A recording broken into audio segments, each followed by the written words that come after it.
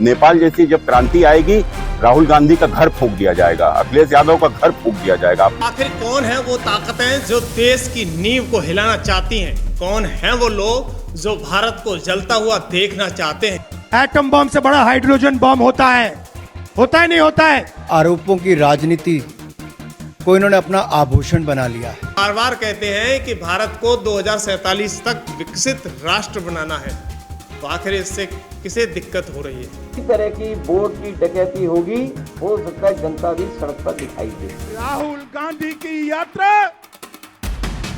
घुसपैठिया बचाओ यात्रा। दर्शकों, सवाल उठता है कि आखिर कौन है वो ताकतें जो देश की नींव को हिलाना चाहती हैं? कौन है वो लोग जो भारत को जलता हुआ देखना चाहते हैं? कौन है वो चेहरे जो देश की सामाजिक एकता को तार तार करना चाहते हैं? कौन है वो वर्ग जो भारत को नेपाल, बांग्लादेश, श्रीलंका या म्यांमार जैसे हालतों में धकेलना चाहते हैं? कौन है वो सियासी जमात जो युवाओं को भड़काकर उन्हें गुमराह करके सिर्फ अपनी राजनीतिक रोटियां सेकना चाहते हैं? कौन है वो लोग जो बार बार संविधान और लोकतंत्र का हवाला देकर सत्ता की सीढ़ियों को तलाशते हैं? कौन है वो नेता जिनका विजन परिवार विकास प्राधिकरण तक ही सिमट कर रह जाता है? कौन है वो लोग जिनके लिए भारत से पहले उनका खानदान और कुर्सी ही सब कुछ अहम है? नमस्कार, मेरा नाम योगेश कांत है और आप देख रहे हैं खबर एक्सपर्ट का विशेष कार्यक्रम सच के दस्तावेज। तो आइए शुरुआत करते हैं उसकी कि आखिर कौन है वो लोग जो भारत को जलता हुआ देखना चाहते हैं। दरअसल परिवार की राजनीति करने वाले नेताओं की सोच यही रहती है कि मैं खाऊं, मैं पीऊं, मैं रहूं और मैं जीऊं, बाकी सब भूखे मरे। जनता उनके एजेंडे में कहीं नहीं होती है। यूपी के मुख्यमंत्री योगी आदित्यनाथ साफ कहते हैं कि ये असली लोकतंत्र है, यहाँ हर किसी को मौका मिलता है, लेकिन देश किसी खानदान की जागीर नहीं है। लेकिन सवाल है, सोच का फर्क कहाँ है? कोई नेता क्या कहता है, भारत कभी विकसित नहीं बन सकता। कोई कहता है कि 2047 तक भारत को विकसित राष्ट्र बनाना हमारा मिशन और विजन है।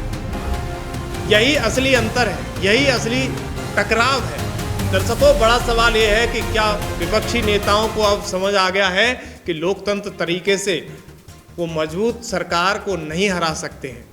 क्या इसलिए उनकी जुबान जहरीली होती जा रही है? आज चर्चा इसी पर होगी और हम आपको दिखाएंगे कि किस तरीके से विपक्ष के ये दो बड़े चेहरे लगातार जनता को उकसाने के लिए लगे हैं, जनता को उनकी उम्मीदों तक पहुंचाने के लिए लगे हैं। पहला नाम राहुल गांधी, दूसरे समाजवादी पार्टी के मुखिया अखिलेश यादव। शायद इन दोनों की बातें आपके दिमाग में आ जाएं, देश के लिए कुछ हो जाए, क्योंकि इनको वोटिंग के जरिए कुछ नहीं कर पा रहे हैं, तो जेन जी के जरिए देश में मुद्दा भड़का लें, इनके द्वारा हो जाए। देखिएगा कि आपने देखा है कि अपने बयानों से देश की राजनीति को कैसे जहर घोलने का काम हो रहा है इन दिनों। दर्शकों, जरा ध्यान से सुनिएगा कि देश के नेता विपक्षी राहुल गांधी खुलेआम युवाओं को उकसा रहे हैं। इसका मतलब है कि कुछ दिन पहले संविधान की दुहाई देना सब झूठ है। उनका एक ट्वीट देखिए, देश के युवाओं, देश के स्टूडेंटों, देश के जेनजी संविधान को बचाएंगे, लोकतंत्र की रक्षा करेंगे और वोट चोरी को रोकेंगे। मैं उनके साथ हमेशा खड़ा हूँ। जय हिंद। सोचिएगा, राहुल गांधी जैन जी के द्वारा क्या भारत में करना चाहते हैं। अब बड़ा सवाल यही है कि क्या ये युवाओं को आंदोलन के नाम पर भड़काने की कोशिश नहीं की जा रही है? क्या ये वही स्क्रिप्ट नहीं है जो नेपाल में कुछ दिन पहले देखने को मिली? राहुल गांधी चाहते क्या हैं? चाहते हैं कि भारत का लोकतंत्र सड़कों पर तय हो? क्या इस देश की राजनीति हिंसा और अराजकता के सहारे चले?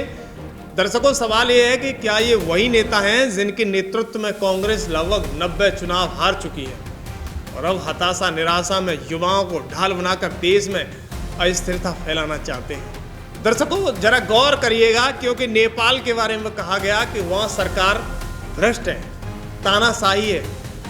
लेकिन सवाल यह है कि भारत में ऐसा क्या हो गया? यहाँ तो प्रधानमंत्री बार बार कहते हैं कि भारत को 2047 तक विकसित राष्ट्र बनाना है, तो आखिर इससे किसे दिक्कत हो रही है? दिक्कत हो रही है राहुल गांधी को, दिक्कत हो रही है अखिलेश यादव को, दिक्कत हो रही है चंद्रशेखर रावण को। ये नेता जनता को क्या संदेश देते हैं? ये क्या संदेश देना चाहते हैं? वो चाहते हैं कि अगर वोट की डकैती होगी तो भारत की सड़कों पर नेपाल जैसा माहौल आपको देखने को मिलेगा। दर्शकों, सोचिए, भारत की जनता विकास की राह पर चलना चाहती है और विपक्ष क्या चाहता है? सड़क पर अराजकता, स्थिरता और नेपाल जैसा हंगामा। आखिर कौन से माँ बाप हैं जो अपने बच्चे को इस अराजकता में झोंकना चाहेंगे? किसने सोचा है कि अपनी राजनीति चमकाने के लिए इन युवाओं को मैं एक माध्यम बनाऊंगा?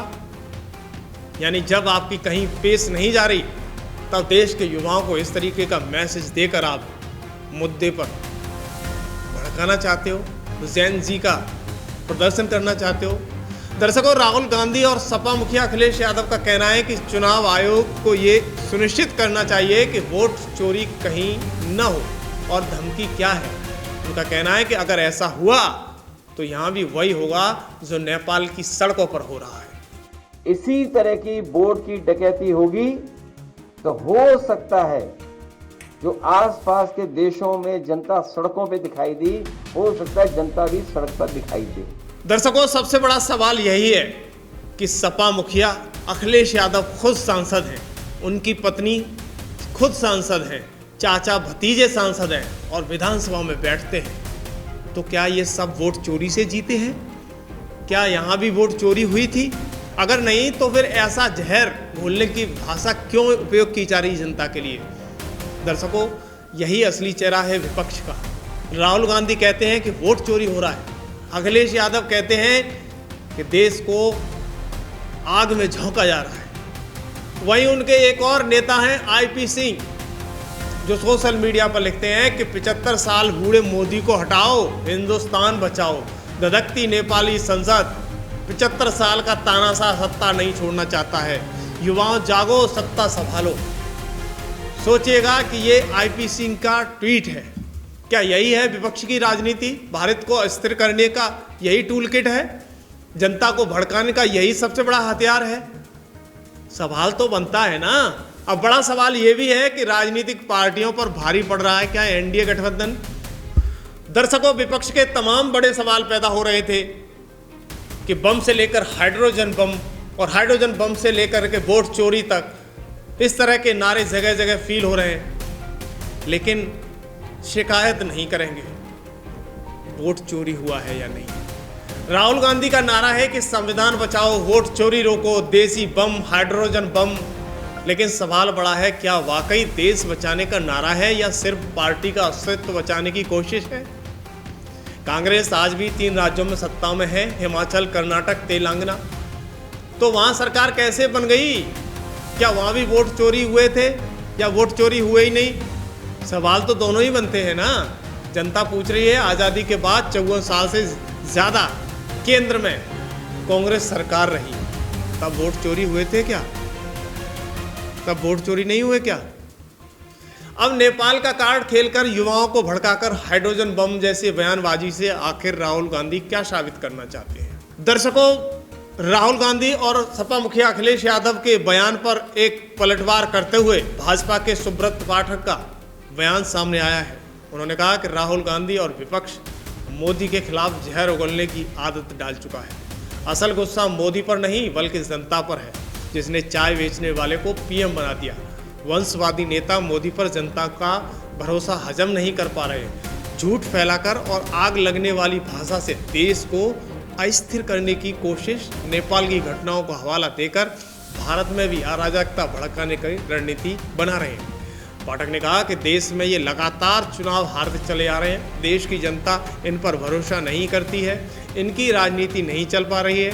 और मैं ऑन कैमरा कहना चाहता हूँ कि नेपाल, बांग्लादेश, श्रीलंका में जो हुआ, जो कुछ भी हुआ, वहाँ की जनता भ्रष्टाचार और बेईमानी के खिलाफ निकली थी। लेकिन यहाँ कोई निकलेगा तो देशद्रोही ही निकलेगा। याद रखो, देशद्रोही सड़कों पर निकलेंगे तो राष्ट्रवादी सड़कों पर दौड़ा कर मारेंगे। भारत में नेपाल जैसी क्रांति आएगी तो अखिलेश यादव का घर पहले फूका जाएगा, राहुल गांधी का घर पहले फूका जाएगा। इन सबके ऊपर भ्रष्टाचार के मुकदमे हैं और इस तरह के बयान सुब्रत पाठक द्वारा दिए गए। सुनिए क्या कुछ कहते हुए नजर आ रहे हैं सुब्रत पाठक। इस परिवारवाद के खिलाफ नरेंद्र मोदी देश के प्रधानमंत्री बने तो कुल मिलाकर नेपाल जैसी जब क्रांति आएगी, राहुल गांधी का घर फूंक दिया जाएगा, अखिलेश यादव का घर फूंक दिया जाएगा। आप लिख लीजिए मेरी बात को। इनके सब के ऊपर, राहुल गांधी के ऊपर भ्रष्टाचार के मुकदमे हैं, अखिलेश यादव के ऊपर भ्रष्टाचार के मुकदमे हैं, लालू प्रसाद यादव के ऊपर भ्रष्टाचार के मुकदमे हैं, नेपाल में क्या नाम, बांग्लादेश में और श्रीलंका में जो कुछ हुआ, वहाँ की जनता निकली और भ्रष्टाचार बेईमानी के खिलाफ लड़ी। लेकिन यहाँ के ऊपर कौन निकलेगा? यहाँ भ्रष्टाचार बेईमानी के लिए जनता नहीं निकलेगी। यहाँ के ऊपर यदि कोई निकलेगा तो देशद्रोही निकलेंगे। और याद रखो, यदि देशद्रोही यहाँ के ऊपर सड़कों पर निकलेंगे तो राष्ट्रवादी सड़कों पर दौड़ा दौड़ा कर मारेंगे, अगर इस प्रकार की किसी ने भी हिम्मत। दर्शकों, इस पर सांसद अनुराग ठाकुर का भी बयान सामने आ गया। उन्होंने कहा कि राहुल गांधी बार बार भूकंप, आइटम बम, हाइड्रोजन बम का दावा करते हैं, हर बार निष्प्रभावी साबित होते हैं। सवाल उठते हैं कि संवैधानिक संस्थाओं पर आरोप क्यों लगाते हैं, जबकि कांग्रेस ने 60 साल सत्ता में रही। बीजेपी का तंज है कि धमाका करने आए थे लेकिन ड्रामा करके चले गए। आरोपों की राजनीति को राहुल ने अपना गहना बना लिया है। मुख्य सवाल यह है कि हाइड्रोजन बम फोड़ने का दावा क्यों फुलझड़ी साबित हो रहा है। बार बार झूठ बोलकर संवैधानिक संस्थाओं को कटघरे में खड़ा करना क्या नेपाल बांग्लादेश जैसी स्थिति बनवाना है? जब सबूत मांगे जाते हैं तो शपथ पत्र देने से भी मना करते हैं, भागते हुए दिखाई देते हैं। जिस आनंद विधानसभा की सीट का हवाला राहुल गांधी दे रहे हैं वो 2023 में कांग्रेस ने जीती थी, तो क्या वोट चोरी का आरोप उचित है? लोकतंत्र बचाने का दावा है या अस्थिरता फैलाने की तैयारी है? देखिए अनुराग ठाकुर क्या कुछ कहते हुए नजर आ रहे हैं। एक नेता जिनके नेतृत्व में लगभग 90 चुनाव कांग्रेस पार्टी हारी, उनकी हताशा, निराशा दिन पर दिन बढ़ती जा रही है और आरोपों की राजनीति को इन्होंने अपना आभूषण बना लिया है। जब इन्हीं के लगाए गए आरोपों को ऑथेंटिकेट करने के लिए कहा जाता है तो पीठ दिखाकर भाग जाते हैं, शपथ पत्र देने के लिए कहा जाता है तो मुकर जाते हैं। गलत और निराधार आरोप लगाना राहुल गांधी जी की आदत बन गई है। It has become a habit of Shri Rahul Gandhi to make incorrect and baseless allegations. दर्शकों, सोचिएगा कि क्या किसी नेता ने पहले इतना सोचा कि भारत वास्तव में विकसित हो सकता है? आज भी कुछ लोग कहते हैं कि भारत विकसित नहीं हो सकता। योगी आदित्यनाथ का सीधा साफ संदेश है, विकास की राह पर चलने के लिए जातिवाद और संप्रदायवाद से ऊपर उठकर काम करना होगा। राष्ट्रवाद और विकास को ही आगे बढ़ाना होगा। विकास का कोई विकल्प नहीं है। जो लोग विकास नहीं कर सकते हैं वे जाति, धर्म और क्षेत्र और भाषा के आधार पर समाज को बांटने की कोशिश करते हैं। योगी की चेतावनी है कि विकास के रास्ते में बाधा डालने वालों से सावधान रहना होगा। दर्शकों, सीएम योगी यही कहते हैं कि बटे थे तो ये देश गुलाम बना था, बटे थे तो पाकिस्तान बना और बटे थे तो बांग्लादेश बना था। वो कहते हैं कि फिर बटोगे तो फिर कटोगे। योगी आदित्यनाथ का कहना है कि राष्ट्र विरोधी तत्वों को चकनाचूर किया जाएगा, समाज और धर्म की ताकत को कमजोर नहीं होने दिया जाएगा। औरंगजेब के समय की क्रूर नीतियों की याद दिलाते हुए चेतावनी देते हैं कि कुछ लोग आज भी समान मंशा रखते हैं, सिर्फ तरीके बदल गए हैं। देखिए सीएम योगी क्या कुछ कहते हुए नजर आते हैं। यह देश गुलाम इसलिए हुआ क्योंकि हम आपस में बटे थे, जाति के नाम पर, क्षेत्र के नाम पर, भाषा के नाम पर। विदेशी आक्रांत आते थे, लूटते थे। हम लोग मौन इसलिए रहते थे क्योंकि हमें लगता था आज उस पे हमला हो रहा है, हम सुरक्षित हैं। अगर आज हमारा पड़ोस में आग लगी है और हम ये मान करके चलते हैं कि हम सुरक्षित रहेंगे, तो अभी पड़ोस जल रहा है, हम मौन हैं, उस आग को बुझा नहीं रहे, तो कल हमें भी उसकी चपेट में आना ही आना होगा। लेकिन हम लोग भूल गए, परिणाम क्या था? देश गुलाम हो गया। किसी भी प्रकार के भेदभाव को समाप्त करना, उसके लिए एक संकल्प के रूप में हमें कार्य करना। दर्शकों, राहुल गांधी का वोट चोरी से शुरू हुआ नारा वोट डिलीट तक पहुंच गया है। एक वीडियो एक्स पर डाला, उसमें लिखा कि सुबह 4 बजे उठो, 36 सेकंड में 2 वोटर मिटाओ, फिर सो जाओ, ऐसे भी हुई वोट चोरी। देखिए दर्शकों, क्या नायाब तरीका है। जो चुनाव का चौकीदार जगाता रहता है, चोरी देखता रहता है, चोरों को बचाता रहता है। इस पूरे विवाद पर देश की जनता का क्या रिएक्शन है? क्योंकि social media user Abhishek Tiwari हैं, उन्होंने लिखा कि तुमसे ज़्यादा गिरा हुआ झूठा और निर्लज्ज इंसान नहीं देखा होगा। हर चुनाव हारते हो, हर जगह से दुत्कार से भगाए जाते हो, जनता को भड़काकर सत्ता की चाहत कभी पूरी नहीं होगी तुम्हारी। सोरेश और जितने भी आका हैं तुम्हारे, सब मिलकर भी भारत को अस्थिर नहीं कर सकते हो। नकारा राहुल गांधी। दूसरा, राहुल गांधी की दूसरी पोस्ट आती है, देश के युवा, देश के स्टूडेंट, देश की जेनजी संविधान को बचाएंगे, लोकतंत्र की रक्षा करेंगे और वोट चोरी को रोकेंगे। मैं उनके साथ हमेशा खड़ा हूँ। जय हिंद। अब सोचिए इस पर कैसे रिएक्शन आए हो। जनता के सवाल हैं कि शिक्षा कैसे अच्छी मिलेगी, जनता के सवाल हैं कि देश कैसे तरक्की करेगा, लेकिन राहुल गांधी के सवाल हैं कि वोट चोरी को कैसे रोका जाएगा। राहुल गांधी के सवाल हैं कि संविधान को कैसे बचाया जाएगा। राहुल गांधी के सवाल हैं भाजपा आएगी तो संविधान बदल जाएगा। राहुल गांधी के सवाल हैं कि देश बचा लो, जैन जी शुरुआत कर दो, युवाओं तुम सब मैदान में आओ, मैं आपके साथ खड़ा हूँ। यानी देश में युवाओं को सड़क पर लाने का पूरा प्लान है। दर्शकों, अब आपकी राय है कि आप क्या चाहते हो। देश में सड़क पर आना चाहते हो, अन्य छोटे मोटे देशों की तरह अपने देश के संविधान को झकझोर देना चाहते हो? क्योंकि देश में संविधान है, सबको अपनी बात कहने का हक है। कोर्ट है, संसद है, सदन है, अपनी बात उठाओ और जनता के बीच में अपना विश्वास बनाओ। ये नहीं कि मुद्दों से हट करके, लीक से हट करके जनता भड़काने का काम करो। दर्शकों, आपकी राय क्या है? हमें कमेंट बॉक्स में ज़रूर बताइएगा।